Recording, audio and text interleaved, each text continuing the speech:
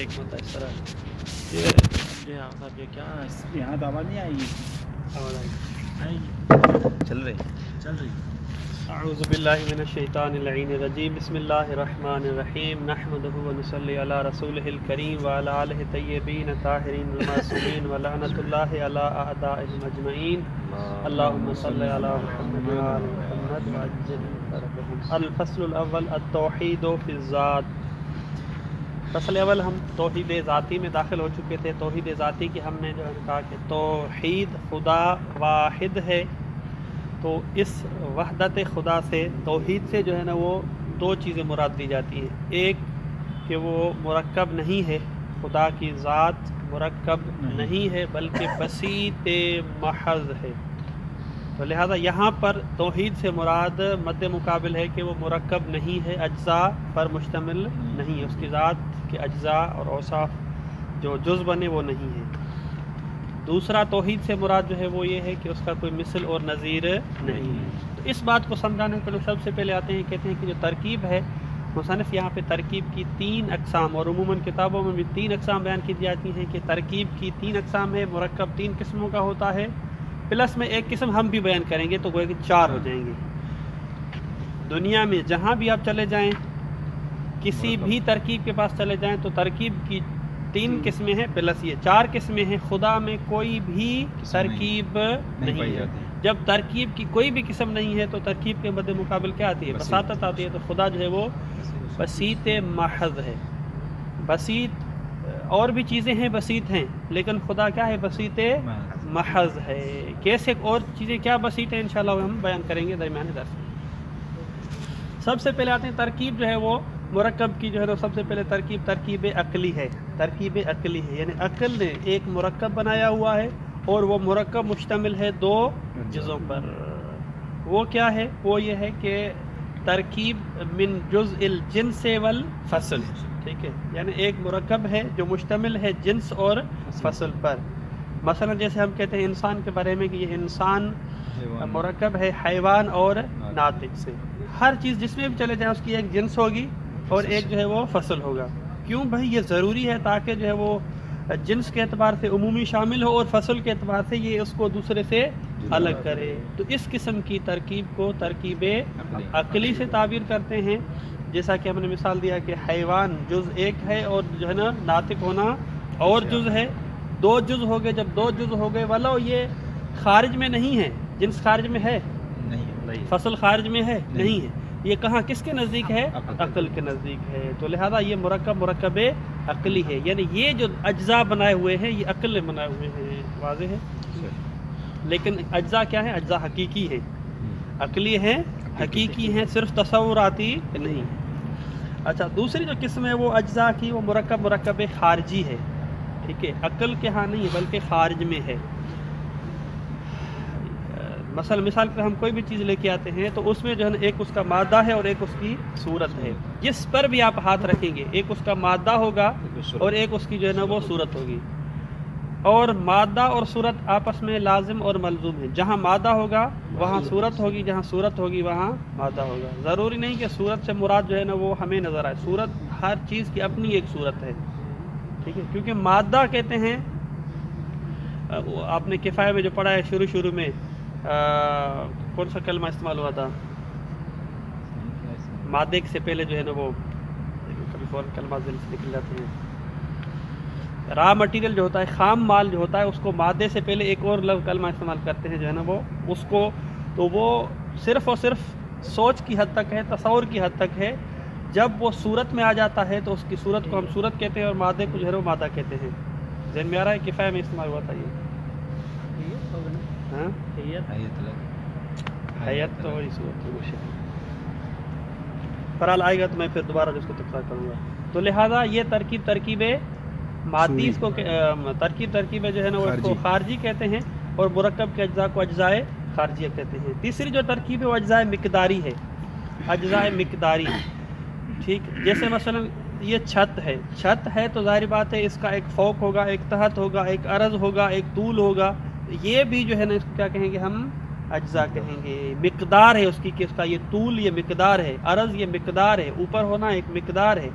اسی طرح تو یہ جتنے بھی اجزاء سے مل کر یہ جو مرکب بن رہا ہے اس کو ہم کہیں گے مرکب مقداری، اور اس کے اجزاء کو اجزاء مقداری کہیں گے. تو کوئی بھی چیز جو ہے وہ ان سے خالی نہیں ہو سکتی، حتماً کوئی نہ کوئی جو ہے نا وہ اس میں ہوں گی. 3 ہو گئی یہ تقسیمیں. اور جیسے تطبیق کرتے ہیں اور پھر چوتھی تقسیم میں جب تطبیق کروں گا تو بیان کروں گا وہاں پہ. البرہان علی بساطت ذاتہ تعالی، خدا کی ذات بسیط ہے، اس پر ہمارے پاس دلیل کہ ترکیب کی چند اقسام ہے. ترکیب من الاجزاء الاکلیت فقط کل جنس والفصل، ترکیب منہا یعنی اجزاء اکلیہ ہیں، و من الاجزاء الخارجیت المادت و صورت. منہا کیوں کہا؟ اس وجہ سے کہ مادہ اور صورت یہ وہی جو ہے جنس اور فصل ہیں. اگر عقل پہ رکھیں تو جنس اور فصل ہے، اگر ان کو باہر لے کے آئیں تو کیا ہے؟ مادہ اور صورت ہے. ٹھیک. فل اجزاء العنصریت، اجزاء عنصریہ بھی جو ہے نا وہ اسی کے خاتے میں ہیں. الترکیب من الاجزاء المقداریت کل اجزاء کا اجزاء الخط، خط جو ہے نا جو ہم خط کھینچتے ہیں تو یہ نقطہ نقطہ نقطہ یہ جو ہے نا وہ اجزاء ہیں، اس کی یہ مقدار ہے. ٹھیک ہے، مقدار ہے، پیمائش ہے. وہ سطح، مثلا سطح جو ہے نا مثلا اس کی جو چھت ہے تو اس کے لیے بھی یہ اجزاء ہوتے ہیں، طول عرض ہوتا ہے، مقدار ہوتی ہے. والمدعى ان ذاتہ تعالی بسیط لیس بمرکب من الاجزاء مطلقا، دعویٰ یہ ہے کہ خدا کی ذات بسیط ہے، اجزاء سے مرکب نہیں ہے مطلقاً. مطلقاً سے مراد ہے کہ کوئی بھی آپ ترکیب لے کے آئیں، کوئی بھی جز آپ لے کے آئیں، خدا میں کوئی بھی جز پایا نہیں جاتا. وہ ہم نے جو چھوٹے بچوں کو دینیات پڑھاتے ہیں وہاں ہمیں کہا تھا خدا مرکب نہیں ہے. ٹھیک ہے، کیوں خدا مرکب نہیں ہے؟ اس کی ایک سادی سی ہم نے مثال دلیل پیش کی تھی. اس وجہ سے کہ مرکب اپنے وجود میں محتاج ہوتا ہے اپنے اجزاء کا، اور جو محتاج ہوتا ہے وہ خدا نہیں ہوتا ہے. تو معنی حنفی میں سیم پہ سمجھنا یہاں پر بھی ہے. والدلیل علی انہ لیس مرکبا من الاجزاء الخارجیت، اب جو ہے نا وہ ایک ایک کر کے بیان کر رہے ہیں. والمقداریت انہ سبحانہ منزہ عن الجسم، اجزاء خارجی کس کے ہوتے ہیں؟ اس چیز کے ہوتے ہیں جس میں مادہ اور صورت ہو. کس میں؟ مادہ اور صورت ہو. اور مادہ اور صورت اشیاء مادی کے لیے ہوا کرتا ہے. مادہ اور صورت اس کے لیے ہوتا ہے جو مادی ہو، جو چیز جسم رکھتی ہو. ٹھیک ہے، جسم جب رکھے گی تو اس کو ایک مادہ ہوگا اور ایک صورت ہوگی. خدا کے لیے جب جسم نہیں ہے تو اس کے لیے مادہ بھی نہیں ہے اور صورت بھی نہیں ہے. جب مادہ اور صورت نہیں ہے تو لہذا اس کے لیے کوئی ترکیب مادی نہیں ہے. واضح ہے؟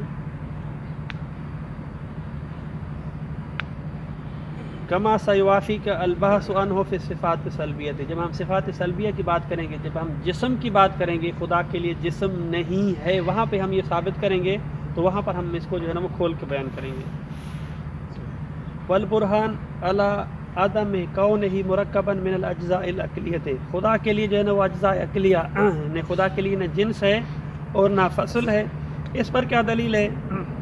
فرماتے ہیں وان واجب الوجود بذات لا ماہیت لہ، جو ہم یہاں تک تو ثابت کر چکے ہیں نا پہلے ابحاث میں کہ خدا کی ذات واجب الوجود ہے، کیونکہ ہم نے ثابت کیا ایک ممکنات کا سلسلہ ہے. ان ممکنات کے سلسلے کو دنیا میں آنے کے لیے ایک واجب الوجود کا ہونا ضروری ہے. تو ہم نے ثابت کیا کہ خدا کا وجود واجب الوجود ہے. یہ ہمارے لیے مسلم ہو گیا. اب ہم یہاں پر دلیل قائم کرتے ہیں کہ خدا اگر واجب الوجود ہے تو پھر اس کے لیے کوئی ماہیت نہیں ہے. خدا اگر واجب الوجود ہے تو اس کے لیے ماہیت نہیں ہے. کیوں؟ کیونکہ ماہیت صرف اور صرف ممکن کس کے ساتھ؟ ممکن الوجود کے ساتھ خاص ہے. کہتے ہیں بھائی کیوں؟ کہتے ہیں دیکھیں ماہیت دو معنی میں استعمال ہوتا ہے، یہ آپ یاد کر لیں، عام چیز ہے. ماہیت بمعنی العام اور ماہیت بمعنی الاخص. ماہیت ہم کہتے ہیں اس کے لیے ماہیت ہے یا ماہیت نہیں ہے. تو ماہیت کے دو استعمالات ہیں، دو معنی میں اس کی دو اصطلاحیں ہیں. ایک بمعنی العام استعمال ہوتی ہے، یعنی کسی بھی چیز کی حقیقت، کسی بھی چیز کی ذات، اس کو ماہیت سے تعبیر ہم کہتے ہیں. ماہیت، اس کی ماہیت کیا ہے یعنی اس کی حقیقت کیا ہے، اس کی ماہیت کیا ہے یعنی اس کی ذات کی کس چیز پر مشتمل ہے. ٹھیک ہے، یہ ماہیت بمعنی العام ہے. یہ کیا ہے؟ ماہیت بمعنی العام. ماہیت بمعنی حقیقت، ماہیت مساوی ہے کس کے؟ حقیقت کے. دوسرا ماہیت بمعنی الاخص. ماہیت بمعنی الاخص استعمال ہوتا ہے کہ اس کی ماہویت کیا ہے، اس کے حدود و قیود کیا ہیں، ٹھیک ہے، اس کی یہ جو ذات ہے اس کی حد کیا ہے، کتنی محدود ہے۔ مثلا ہم کہتے ہیں کہ انسان کی ماہیت کیا ہے، یعنی اس کی حد کیا ہے، یہ فرض سے جدا ہو جائے۔ بلاخر انسان الگ چیز ہے اور فرض الگ چیز ہے، یہ الگ جو ہو رہے ہیں تو انسان کی ماہیت اور حد کیا ہے تاکہ فرض سے جدا ہو جائے۔ فرض جو ہے وہ مثلا جو ہے وہ کس سے، گدھے سے جدا ہو جائے، مثال کے طور پر اونٹ سے جدا ہو جائے، ہاتھی سے جدا ہو جائے، تو اس کی آپس میں حد کیا ہے۔ تو ماہیت بمعنی الاخص کا مطلب ہے کہ اس کی حدود و قیود کے بارے میں، ٹھیک ہے، اس کی حد تب بیان کر سکتے ہیں کہ جب اس کے لیے جنس اور فصل ہو، واضح ہے۔ تو گویا کہ ماہیت بے معنی ہی حد ہے، اور جس کی حد ہو وہ واجب الوجود نہیں ہوتا ہے، واجب الوجود کی کوئی حد نہیں ہے، وہ لا محدود ہے۔ جب لا محدود ہے تو پھر اس کی ماہیت اس معنی خاص میں ہوگی، کس کی ہوگی، جو ممکن ہے، جس کی ایک حد ہے، بس لہذا ماہیت مساوی ہے کس کے، ممکن کے۔ جو بھی ممکن ہے وہ ذو ماہیت ہے، جو ذو ماہیت ہے وہ ممکن ہے۔ یہاں تک جو ہے نا وہ اگر آپ سوال کریں تو پھر آگے ہم چلیں گے، واضح ہے۔ معنی العام یعنی اس کی حقیقت، اس وجہ سے کہتے ہیں کہ خدا کی ماہیت ہو، انیت ہو، یہ آئے گے انشاءاللہ، اب آگے بیان کریں گے جب درمیان بحث میں۔ خدا کی جو ماہیت ہے، ہماری ماہیت کیا ہے، انسان ہونا یعنی حیوان ناطق ہونا۔ خدا کی ماہیت کیا ہے، ماہیت ہو انیت ہو، انیت یعنی ذات ذو کمال، انیت اس کو کہتے ہیں، خالص ذات جو ہے نا اس کو ماہیت و انیت۔ یہ انیت، یہ جو ماہیت بے معنی العام ہے، عام بے معنی حقیقت، ماہیت ہے خدا کی حقیقت۔ حقیقت سے مراد یہ نہیں کہ ہم اس کی حقیقت یعنی اس کی ذات، بلاخر کوئی چیز تو ہے، اس طرح جو ہے نا۔ اب جب دوسری معنی میں استعمال کرتے ہیں ماہیت یعنی اس کی حد کیا ہے، حد، ماہیت بے معنی ہویت، حد، واضح ہے۔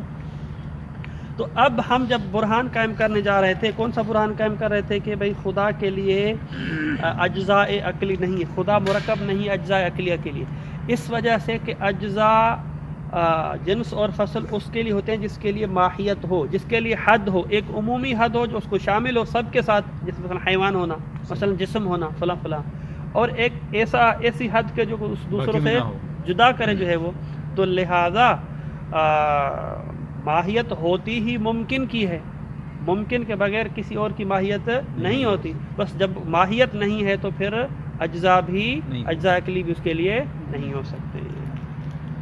معنی عام جو ہے وہی صرف ذات، یعنی ذات اللہ کے ساتھ خاص، سب کے ساتھ۔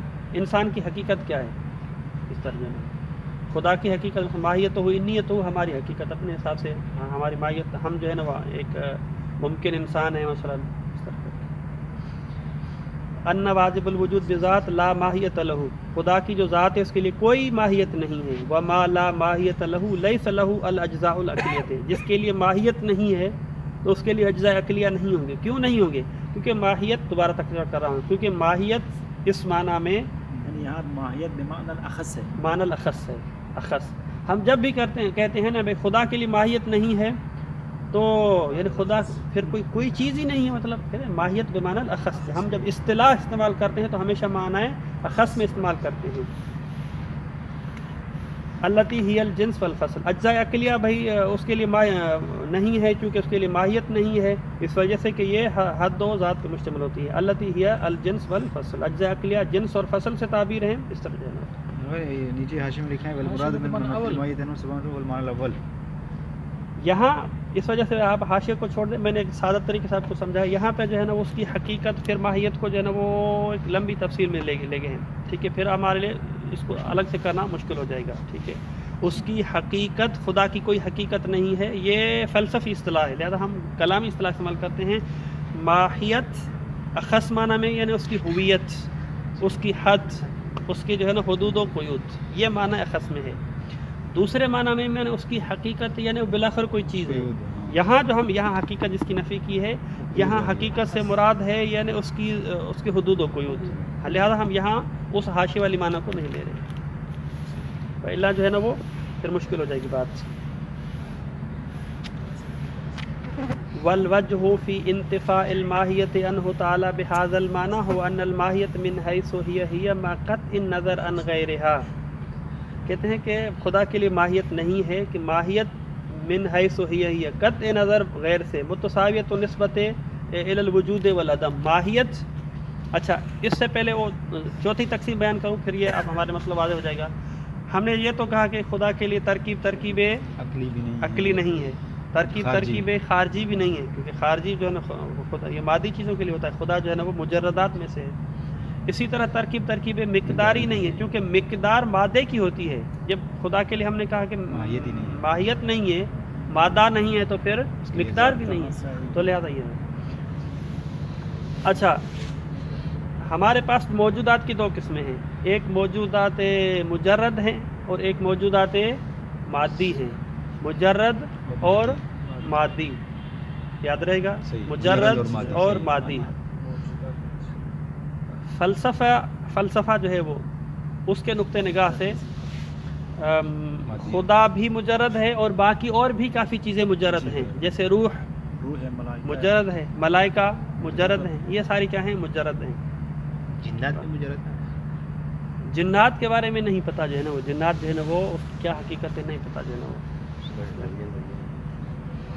البتہ جو متکلمین ہیں وہ کہتے ہیں کہ نہیں, مجرد کی صرف اور صرف ایک ہی ہمارے پاس مثال موجود ہے, وہ کیا خدا ہے.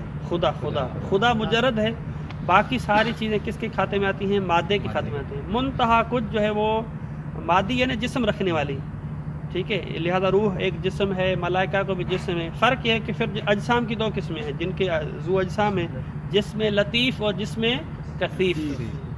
ملائکہ کو جسم لطیف ہے, جن پھر اس کھاتے میں آ جائے گا کہ جن کو جو ہے جسم لطیف ہے, روح بھی ایک جسم لطیف ہے, تو لہذا بول.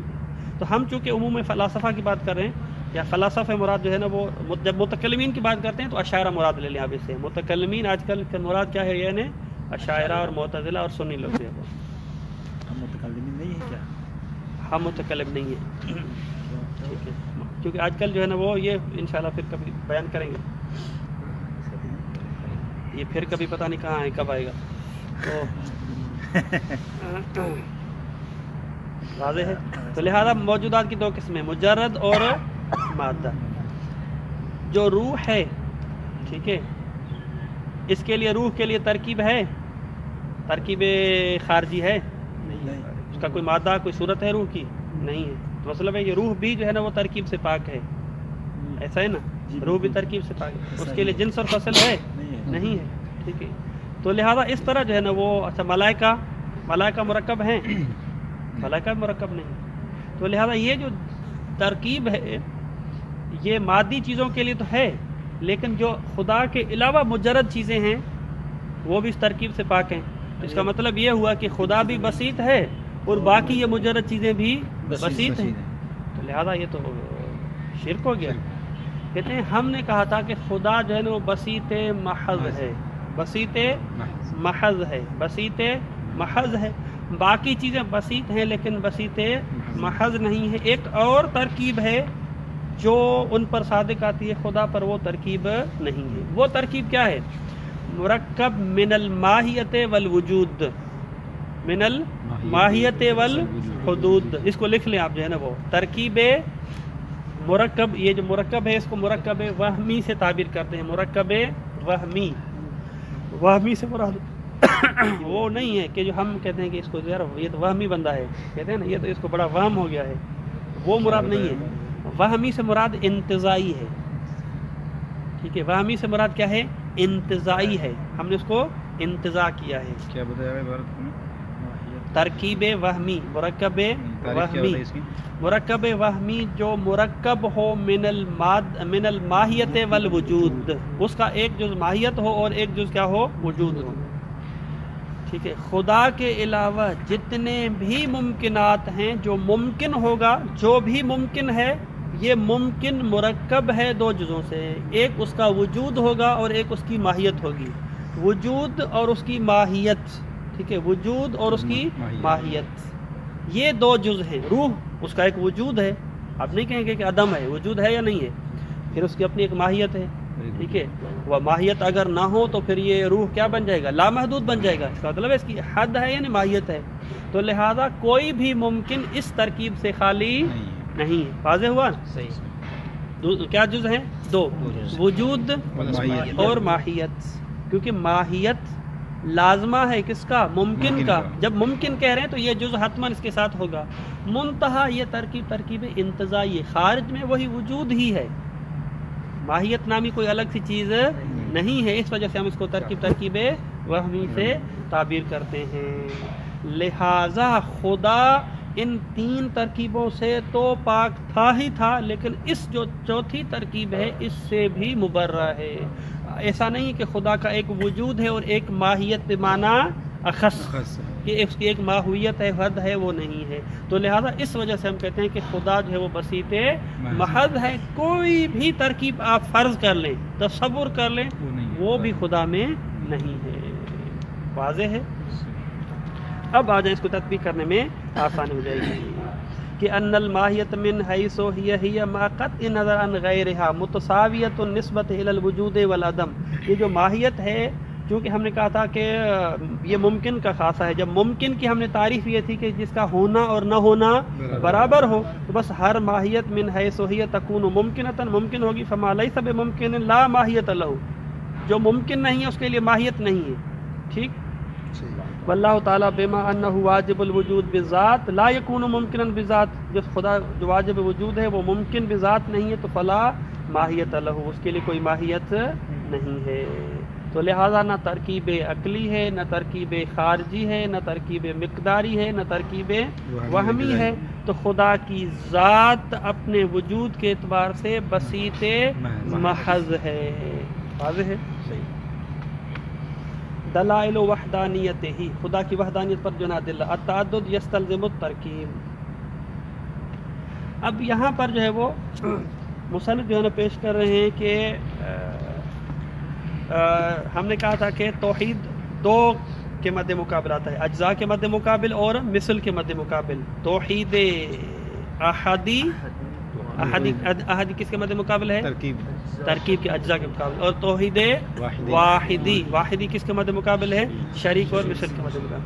یہاں پر جب ہم ادلہ پیش کرنے لگیں تو ہم ترکیب کی جب نفی کریں گے، اس کی نظیر کی جب نفی کریں گے، تو وہاں پر جو ہم دلیل پیش کریں گے اس سے اجزاء کی خود بخود جو ہے وہ نفی اور دلیل جو ہے نا آ جائے گی. گویا کہ ایک ہی دلیل میں دونوں جمع ہو جائیں گے.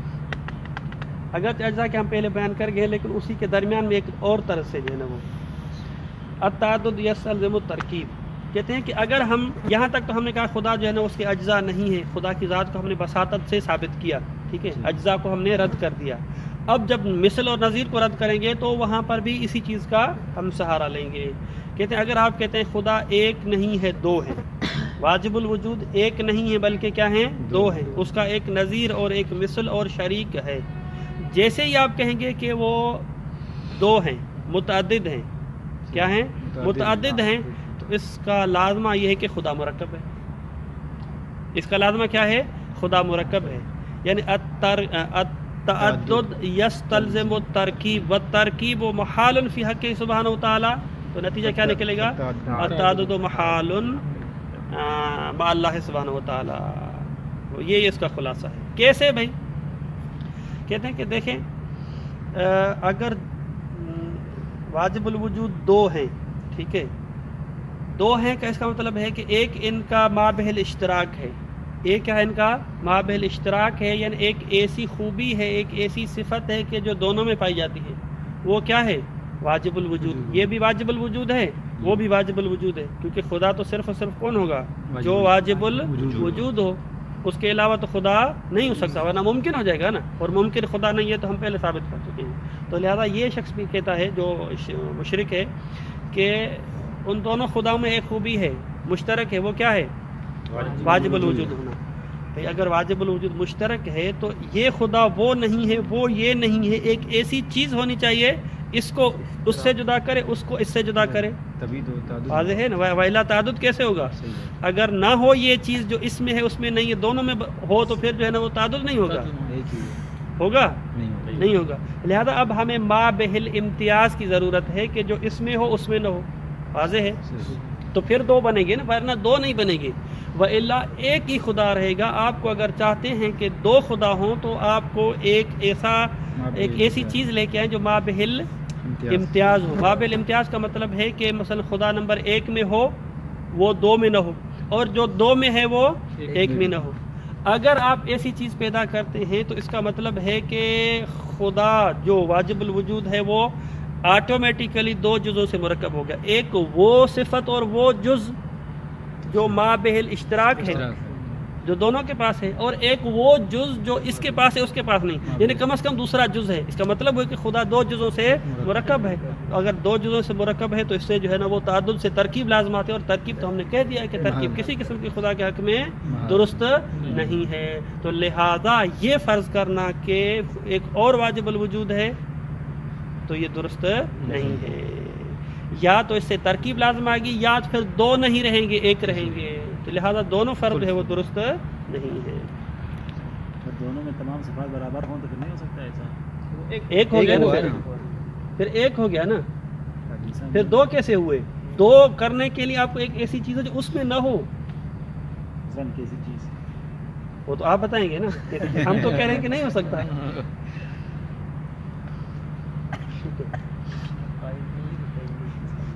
التعدد یستلزم الترکیب لو کان هناك واجب، ایک سانچے میں بننے والی 2 اینٹیں بالکل سیم ہے، اس میں کوئی فرق نہیں ہے، پھر بھی وہ تو نہیں، یہ جو ہے نا وہ ہم کیا کہتے ہیں تسامحاً ایک کہتے ہیں بھائی نا 2 ہیں، کوئی بھی چیز جو ہے نا وہ ڈپلیکیٹ نہیں ہے، کوئی بھی چیز ڈپلیکیٹ نہیں ہے دنیا میں، الگ ہے ضرور کچھ سیاہی تو الگ ہے، اس کا وہ مٹیریل تو الگ ہے نا، شکل ہے کہ خارج میں تو مٹیریل الگ کہاں سے ہے؟ وہی جس جیسے یہی آپ کو ایسا لگتا ہے نا چیز سے مطلب اس سے جب یہ بنا ہے تو پھر یہ الگ ہے، یہ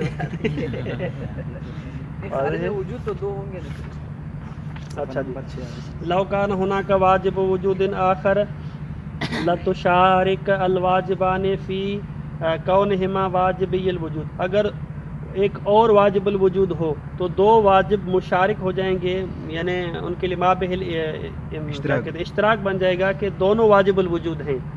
فلا بد من تمییز احدہما عن الآخر، ایک کو دوسرے سے جدا کرنے کے لیے کیا کرنا چاہیے؟ بے شیء، کسی چیز سے، وراء ذلک الامر المشترک، اس مشترک سے ہٹ کر ایک اور چیز ہونی چاہیے کہ جس سے یہ وہ جدا ہو جائیں۔ وذالک یستلزم ترکب کل منہما من شیء، اور اگر اس طرح ہے تو یہ لازمہ اس کا آتا ہے کہ یہ مرکب ہے 2 چیزوں سے، احدہما یرجع الی ما بہ الاشتراک، وہ واجب الوجود ہونا ہے، والآخر الی ما بہ الامتیاز، جو ایک دوسرے کو جدا کرے۔ وقد عرفت ان واجب الوجود بذات بسیط ہے، لیس مرکبا لا من الاجزاء العقلیۃ ولا الخارجیۃ ولا المقداریۃ ولا الوہمیۃ، جب مرکب ہے ہی نہیں اور اس آپ کی بات سے ترکیب لازم آتے ہیں تو لہذا یہ جو نتیجہ باطل ہو جائے گا۔ پہلی دلیل یہ ہو گئی اس بات پر کہ خدا کے لیے کوئی نظیر اور مثل نہیں ہے، اس کو ہم نے ثابت کیا اجزاء والی بات سے، کیونکہ ہم ثابت کر چکے ہیں کہ اجزاء نہیں ہے خدا کے لیے، نہیں ہے ترکیب نہیں ہے، تو پھر یہاں پہ تھک تو نہیں گئے۔ صرف الوجود لا یتثنی ولا یتکرر، دیکھیں ہم نے شروع میں کہا تھا کہ خدا کے لیے جو وجود ہے، ٹھیک ہے، وجود کی 2 قسمیں ہیں، ایک واجب الوجود ہے اور ایک ممکن الوجود ہے۔ خدا کے لیے وجود ہے لیکن ایسا وجود ہے جو صرف الوجود ہے۔ صرف الوجود کا مطلب ہوتا ہے کہ جس کے لیے ماہیت نہیں ہے، یعنی جس کے لیے حد نہیں ہے، مقہوریت نہیں ہے کہ مثلا کسی نقطے پہ جا کے رک جائے، صفات کے اعتبار سے، واجب الوجود ہونے کے اعتبار سے، کسی بھی اعتبار سے خدا کے لیے ماہیت نہیں ہے، وہ صرف الوجود ہے، اس پر ماہیت نہیں ہے، صرف وجود ہے، ٹھیک۔ جو چیز صرف وجود ہو وہ جو ہے وہ لا یتثنی ولا یتکرر، جو صرف الوجود ہے اس کے اندر کوئی تکرار نہیں ہے۔ تعدد خدا کا نظیر اور مثل تب آئے گا جب تکرار ہو نا، جب ہم کہتے ہیں کہ خدا کے پاس جو وجود ہے وہ وجود صرف الوجود ہے تو وہ تکرار نہیں ہوگا۔ آپ کہیں کیسے تکرار نہیں ہوگا؟ بھی ہم نے کہا تھا کہ خدا کے لیے ماہیت نہیں ہے، کوئی حد نہیں ہے، جب بھی کوئی چیز تکرار ہوتی ہے تو حتماً ایک حد ہوتی ہے، پھر آگے دوسرا اس کا سلسلہ ہوتا ہے۔ ریپیٹ کب ہوتی ہے؟ کہ اس کی ایک حد بندی ہو جائے، پھر دوسرا مرحلہ، پھر تیسرا مرحلہ، پھر چوتھا مرحلہ۔ یہ صرف الوجود کا مطلب ہے کہ آپ جہاں بھی جائیں گے، جیسے بھی جائیں گے، جس زاویے سے جائیں گے، وہی خدا کا وجود ہی وجود ہے، اس کے لیے حد ہے ہی نہیں، تو تکرار کس بات کا؟ دوسرا خدا کہاں سے آئے، دوسرا وجود کہاں سے آئے؟ واضح ہے۔ تو لہٰذا یہ بھی خدا کے واحد ہونے کی دلیل ہے کہ اس کا کوئی نظیر نہیں ہے، چونکہ خدا کا جو وجود ہے وہ صرف الوجود ہے، وجود محض ہے، اس کے لیے کوئی حد نہیں ہے، تو وہ تکرار ہی نہیں ہوگا، وہ تثنیہ بردار نہیں ہے، وہ تعدد بردار نہیں ہے، جب نہیں ہے تو پھر لہذا تعدد خدا نہیں ہو سکتے۔ واضح؟ صرف الوجود ہونا یہ کہاں سے ثابت؟ وہ ہم نے کہا تھا کہ ہم نے یہ تو ثابت کیا نا، وجود ہیں، وجود ہمارے پاس دو قسم کے ہیں، ٹھیک ہے، ایک ایسا وجود ہے کہ جو واجب الوجود ہے۔ اب آگے ہم جب واجب الوجود کی بحث کریں گے وہاں پہ کہیں گے کہ خدا کا جو واجب الوجود ہے اس پر ماہیت نہیں ہے، کیونکہ ماہیت ہو جائے گی تو اس کی حد ہو جائے گی، اس کی جب حد ہو جائے گی تو حتم اس کے لیے وہ حادث ہے، ٹھیک ہے، پھر واجب الوجود پھر نہیں رہا، پھر وہ ممکن بن جائے گا، ٹھیک ہے۔ کتبین ان واجب الوجود بذات لا ماہیت لہ، اس کے لیے ماہیت نہیں ہے، لا ماہیت لہ یعنی لا حد لہ، فہو صرف الوجود، بس وہ وجود ہے، ولا یخلط وجودہ نقص و فقدان، اس کے وجود میں کوئی نقص اور فقدان نہیں آتا ہے، کیونکہ ماہیت ہونا، حد ہونا، محدودیت یہ کیا ہے؟ نقص ہے، فقدان ہے، اور واجب الوجود میں کوئی فقدان نہیں ہے۔ جب نفی کرتے ہیں خدا چوتھے آسمان پر آتا ہے، خدا کی یہ ٹانگیں ہیں، یہ ساری کی ساری محدود اور حدود ہونے کی علامتیں ہیں کہ اس کے لیے ایک حد ہے، ٹھیک ہے، اور حد ہونا خدا کے لیے نقص ہے۔ ومن الواضح ان کل حقیقت من الحقائق اذا تجردت عن ای خلیط، کوئی بھی حقیقت کو اگر خالی کیا جائے کسی خلیط سے، کسی مکسچر سے، وصارت صرف الشیء، اور وہ چیز جو ہے نا صرف شے بن جائے، تو لا یمکن ان تصنع و تتعدد، ان تصنع و تتعدد، وہ تثنیہ بن جائے اور تعدد اس میں آ جائے۔ جو صرف الوجود ہے اس کے اندر تکرر نہیں ہے، ٹھیک ہے، کیونکہ اصل میں خدا کا جو وجود ہے وہ کن ہے، معرفت ہے، اس وجہ سے ہم درک نہیں کر پا رہے الفاظ سے زیادہ جس کی مثال دیجیے۔ وعلی ھذا فاذا کان سبحانہ بحکم انہ لا ماہیت لہ وجودا صرفا، وجود صرف ہے تو لا یتطرق الیہ تعدد، تو پھر اس پر تعدد بھی نہیں آئے گا۔ ینتج، یہ نتیجہ لیا جائے گا کہ انہ تعالی واحد لا ثانی لہ ولا نظیر وہو المطلوب۔ التوحید ذاتی فی القرآن والحدیث، ٹائم ہے ہمارے پاس، ان القرآن الکریم عندما یصف اللہ سبحانہ بالوحدانیت یصفہ بالقہاریت، خداوند قدوس نے جب آپ کو وحدانیت سے تعبیر کیا ہے اور کہا کہ میں واحد ہوں، تو اپنے لیے لفظ قہار استعمال کیا ہے، لفظ قہار، ٹھیک ہے۔ ہم تو ہمارے یہاں اردو میں خصوصاً سندھی میں تو جو ہے نا وہ آپ کا خدا کا قہر نازل ہو یعنی عذاب نازل ہو، قہر اس معنی میں جو ہے نا وہ، یہاں پر قہاریت کا معنی غلبہ ہے۔ قہاریت کس معنی میں ہے؟ غلبے کے معنی میں ہے، یعنی وہ سب چیز پر بھاری اور اس کا غلبہ اور اس کا تسلط اور اس پر فوقیت اور سلطنت ہے، یہ معنی ہے قہار ہونے کا۔ وَيَقُولُ هُوَ الْوَاحِدُ الْقَهَّارُ، کہا کہ میں ایک ہوں، اور اپنے ایک ہونے کی صفت کو، واحد ہونے کو، کس کو؟ وَهُوَ الْوَاحِدُ الْقَهَّارُ، اپنے واحد ہونے کو کس سے تعبیر کیا؟ قہار سے تعبیر کیا۔ قہار کا مطلب ہے کہ میں ایسا واحد ہوں کہ جس کا کوئی ثانی نہیں ہے، وہ ہر چیز پر غالب ہے، تو لہذا اس کے مد مقابل کوئی اور قہار نہیں ہو سکتا ہے۔ فبہذا المضمون آیات متعددۃ اخرى فی الکتاب المجید وما ذلک الا لان الموجود المحدود المتناہی، جو موجود محدود ہوگا وہ متناہی ہوگا اور مقہور ہوگا، للحیود والقیود الحاکمۃ علیہ، وہ مقہور ہوگا یعنی مغلوب ہوگا، کس سے؟ ان حدود سے، حد سے۔ اس نے فرض کرے گا، پانی کی مثال ہے، لے پانی کو جب ہم بہ رہا ہر جگہ، اس کو اگر حد دینا چاہتے ہیں تو وہ کیا لگاتے ہیں؟ مٹی کی جو ہے باڑ لگاتے ہیں ایک، ٹھیک ہے، وہ لگاتے ہیں، تو وہ حد آ کے اس کو حاکم ہو جاتی ہے نا، کیا کہتی ہے؟ ہاں اس سے آگے نہیں جانا ہے، تو گویا کہ وہ جو حد ہے اس پر حاکم ہے۔ حاکم ہے کا مطلب کیا ہے؟ اب اس آگے اس کی بادشاہی نہیں چلے گی پانی کی، میں آگے جاؤں گا، اگر وہ باڑ جو ہے وہ واقعی نہیں مضبوط ہے، تو وہ جو مٹی لگائی ہوئی، جو بند لگایا ہوا ہے، تو پھر وہ بند اس پر حاکم ہو جائے گا۔ جب حاکم ہو جائے گا تو وہ جو پانی ہے وہ مقہور ہو جائے گا، محدود ہو جائے گا، جب محدود ہو جائے گا تو پھر قہار نہیں رہے گا۔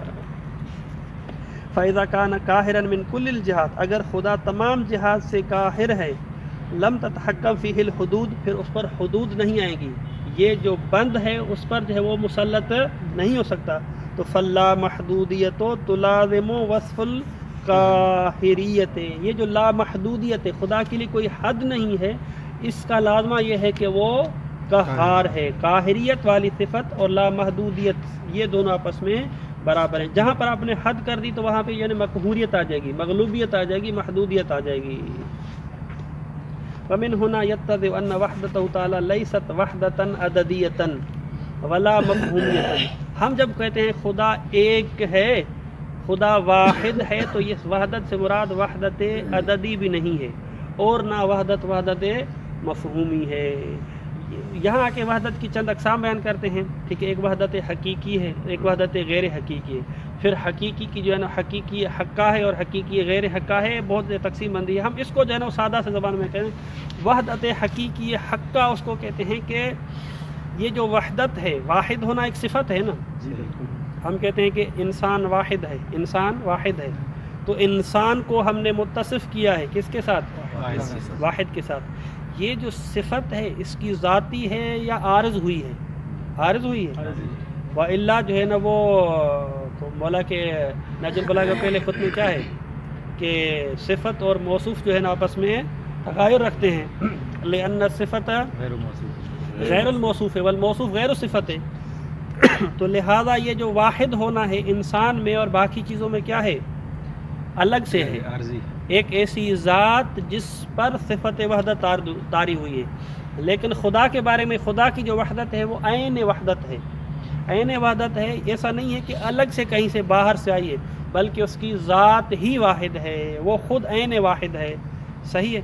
تو لہذا خدا کے پاس جو وحدت ہے نہ وہ وحدت عددیہ ہے نہ وحدت مفہومیہ ہے۔ کیوں؟ کیونکہ وحدت عددیہ میں کیا ہوتا ہے؟ یہ وحدت عددیہ حقیقی غیر حقہ ہے تو مثلا ایک جو ہے وہ واحد حقیقی ہے، مجازی نہیں ہے، لیکن غیر حقہ ہے۔ غیر حقہ کا مطلب ہے کہ یہ باہر سے آئی ہے، کیونکہ جو ایک ہے اس کے اندر یہ کیا کہتے ہیں کہ یہ صلاحیت موجود ہے، دو ہو سکتا ہے۔ جو ایک ہے اس کے اندر یہ صلاحیت موجود ہے کہ وہ دو ہو سکتا ہے۔ تثنیہ کو تثنیہ کیوں کہتے ہیں؟ مرکب ہے، دونوں دو ایک سے اسی ٹائپ کے دو ہو نا، اگر ایک اور کا ہو ایک اور کا ہو اس کو تثنیہ کہیں گے؟ ہم نہیں کہیں گے۔ سبع مثانی، مثلا سورہ فاتحہ کو کیا کہا گیا ہے؟ سبع مثانی۔ سبع مثانی کیوں کہا گیا اس کو؟ اس میں جو 7 آیات ہیں وہ تو ٹھیک ہے، اس کو سبع کہا گیا، مثانی کیوں کہا گیا ہے؟ مثانی کس کا ہے؟ تثنیہ سے ہے، ٹھیک ہے۔ مثانی جو ہے نا وہ مسنیہ سے، مسنیہ کے معنی جو ہے نا وہ تثنیہ ہے، تو اس کی بہت زیادہ علتیں لکھی ہیں۔ ایک تو بھائی کہتے ہیں 2 مرتبہ نازل ہوا ہے، اس کی ایک وجہ یہ ہے۔ اس کی دوسری وجہ یہ ہے کہ یہ نماز میں کم از کم 2 مرتبہ پڑھی جاتی ہے، پہلی رکعت میں اور دوسری رکعت میں۔ اور اس کی تیسری وجہ یہ ہے جو ہمارے اس ہم سے مربوط ہے، وہ یہ ہے کہ اس کی جو آیات ہیں اس میں جو کلمات ہیں وہ تکرار ہوئے ہیں، ایاک نعبد و ایاک نستعین، رحمان اور رحیم تقریباً ایک جیسے، اسی طرح جو ہے نا وہ کافی، اور اسی طرح جو ہے نا وہ معنی کے اعتبار سے بھی کہتے ہیں کہ مفہوم کے اعتبار سے بھی جو ہے نا وہ تثنیہ اس طرح ہے۔ تو تثنیہ کہتے ہی اسی ذات کے ریپیٹ ہونے کو تثنیہ کہتے ہیں، تکرار ہونے کو تثنیہ کہتے ہیں۔ بس اگر خدا کی ذات میں جو وحدت ہے وہ وحدت عددیہ ہو، اس کا مطلب یہ ہے کہ خدا کی ذات میں یہ ابھی ہے موجود کہ وہ تکرار ہو سکتی ہے۔ حالانکہ ہم نے کیا کہا؟ واجب الوجود جو ہے وہ لا یتثنی ولا یتکرر، ہوتا نہیں ہے، نہیں ہو ہی نہیں سکتا، تو لہٰذا یہ وحدت عددیہ نہیں ہے، واضح ہے۔ اسی طرح وحدت مفہومیہ نہیں ہے، مفہومیہ نہیں ہے کیونکہ مفہومیہ جنس اور فصل سے ہوتا ہے۔ مفہوم ہمیشہ جو ہے کسی چیز کی ماہیت کو بیان کرتا ہے، تو لہذا وہ تو ہم بیان کر چکے ہیں، اس کی وحدت جو ہے وحدت مفہومیہ بھی نہیں ہے، کیونکہ وحدت مفہومیہ میں یا نوع میں واحد ہوں گے یا جنس میں واحد ہوں گے یا اسی طرح جو ہے کسی صنف میں واحد ہوں گے، تو لہذا یہ خدا کے لیے نہ نوع ہے نہ جنس ہے نہ فصل ہے نہ وہ صنف ہے، کچھ بھی نہیں ہے، تو لہذا خدا کی وحدت نہ عددیہ ہے اور نہ مفہومیہ ہے۔ تھک گئے ہیں میرے خیال جو ہے نہیں تھا، آپ تو بھی ہے۔ وصلی اللہ علی محمد وعلی الطاہرین۔ اللہم صلی علی محمد وعلی محمد۔ یہاں کل سے جو ہے نا ہم کمرے میں یا ہال میں رکھتے ہیں، کیونکہ یہاں 20 منٹ کے بعد بندہ جو ہے نا وہ اس ٹینشن